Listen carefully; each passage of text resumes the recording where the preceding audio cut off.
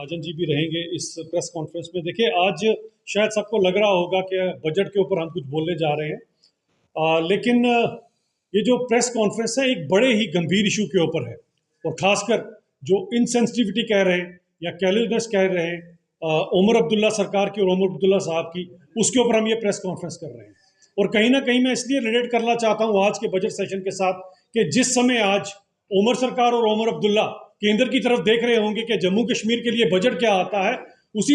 समय पर मैं उमर अब्दुल्ला सरकार को जरा कुछ याद करवाना चाहता हूं कि जहां पर आपकी और आपके मंत्रियों की इस समय आंखें शायद चश्मा डालकर आप बैठे होंगे देखने के लिए कि बजट में जम्मू कश्मीर को क्या मिलता है, वहां पर एक चीज जो बड़ी इंपॉर्टेंट है उमर साहब, वो ये है कि हमें संघ में एक चीज सिखाई गई थी, और वो संघ का एक गीत है कि देश हमें देता है सब कुछ, हम भी तो कुछ देना सीखे। ये जो गीत है ना उमर साहब, इसमें बहुत बड़ा एक मतलब है कि देश तो हमें सब कुछ देता है, लेकिन हम अपने देश को क्या देते हैं, ये उमर साहब आपको और आपके मंत्रियों को अच्छी तरह से पता होना चाहिए। क्योंकि एक जो इंसिडेंस अभी 2 दिन पहले हुआ, बीटिंग द रिट्रीट सेरेमनी, जिसके अंदर शायद आज तक जम्मू कश्मीर के इतिहास में भी ऐसा नहीं हुआ कि जो सरकार उस समय यहां पर हो उनकी तरफ से कोई उसे अटेंड ना करे, लेकिन उमर साहब और उमर साहब के मंत्रियों में से कोई भी बीटिंग द रिट्रीट सेरेमनी में नहीं आया। और ये बीटिंग द रिट्रीट सेरेमनी कोई छोटी मोटी बात नहीं है। गणतंत्र भारत जिसे गणतंत्र कहा जाता है, और वो जो गणतंत्र बना उसके लिए कई लोगों के प्राण, कई लोगों की शहादत और कई लोगों की इसमें योगदान है। जहां पर इस देश के संविधान, इसे गणतंत्र बनाने में हमारे बाबा भीमराव अंबेडकर ने हमें इस देश का संविधान दिया, वहां पर दूसरी तरफ हमें यह नहीं भूलना चाहिए कि गणतंत्र का उमर साहब असली मतलब क्या है। गणतंत्र 2 लफ्जों से बनता है, एक गण और दूसरा तंत्र। गणतंत्र, गण यानी कि पूरी जनता, और तंत्र यानी कि प्रणाली। तो जनता द्वारा जो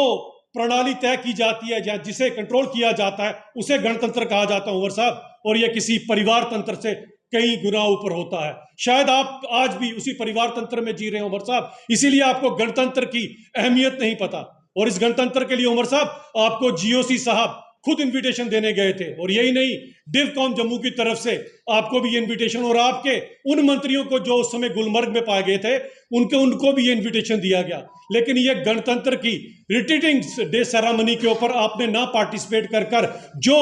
एक मैसेज दिया है, ये बहुत गलत है। और ये बताना चाहता हूं, ये 148 करोड़ के इस देश के लोगों के इमोशंस के साथ आपने खेला है, क्योंकि हम रिपब्लिक ऑफ इंडिया इस देश के अंदर पूरी तरह से अपना विश्वास करते हैं, और इस देश के कारण ही आज हम सबके सब लोग यहां पर हैं। और सबसे बड़ी बात यह आती है कि आपके वो पॉपकॉर्न मंत्री जो बात बात पर फुदकते रहते हैं, बात बात पर उछलते रहते हैं और कहते हैं कि यूनिफाइड कमांड हमारे हाथ में दे दीजिए। आज जब गणतंत्र के अंदर बीटिंग द रिट्रीट सेरेमनी की बारी आई, तो आप में से, उनके पॉपकॉर्न मंत्रियों में से और आप खुद, आप कहीं पर भी नजर नहीं आए। ये क्या इंटेंशनली आप लोगों ने किया, और अगर ऐसा क्यों किया, इसका जवाब आज उमर साहब आपको और आपके मंत्रियों को देना पड़ेगा। क्योंकि इस सेरेमनी के लिए आपको पता होना चाहिए कि यह देश अगर गणतंत्र बना है तो कितने लोगों ने अपनी शहादत दी है, और ऐसा ना कर आपने जो अपमान किया है हमारे उन शहीदों का, आपने अपमान किया है इस देश के संविधान का, आपने अपमान किया है बाबा भीमराव अंबेडकर का, यह देश ये बर्दाश्त नहीं करेगा।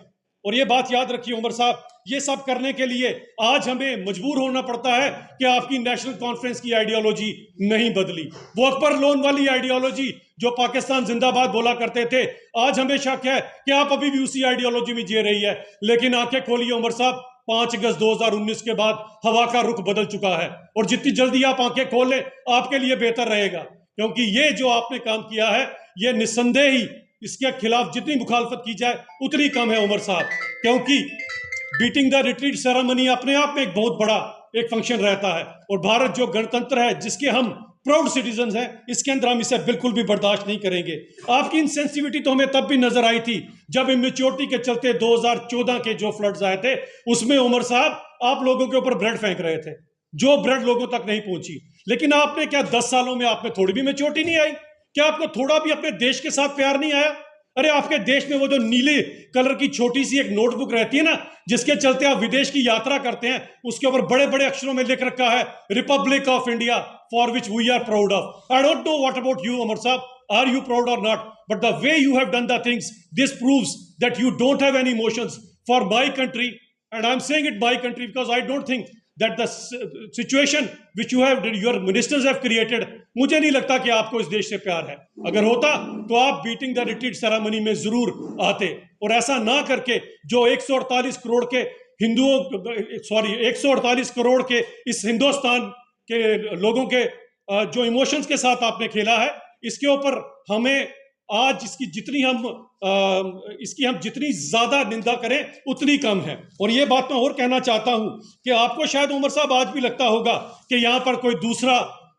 झंडा है या दूसरा कॉन्स्टिट्यूशन है, लेकिन आपको बताना चाहते हैं कि इस देश में एक ही कानून और एक ही देश और एक ही झंडा और एक ही संविधान चलेगा। और अगर आपको याद होगा उमर साहब, इस बीटिंग द रिट्रीट सेरेमनी में शायद अगर आपने पिछली बार जब कभी इसमें पार्टिसिपेट किया होगा तो एक धुन इसमें प्ले होती है जिसे कहा जाता है सारे जहां से अच्छा हिंदुस्तान हमारा। और ये इकबाल ने ये जो गाना लिखा था, ये पूरे हिंदुस्तान के लिए लिखा था। अगर आज आपको लगता है कि इस गाने का मायने आपके लिए कुछ हो ना हो, लेकिन उमर साहब हमारे लिए इस गाने का पूरा महत्व और मायने है। और सही में हमारा हिंदुस्तान जो कि गणतंत्र है वो पूरी दुनिया में सबसे अच्छा है, and we are proud of this.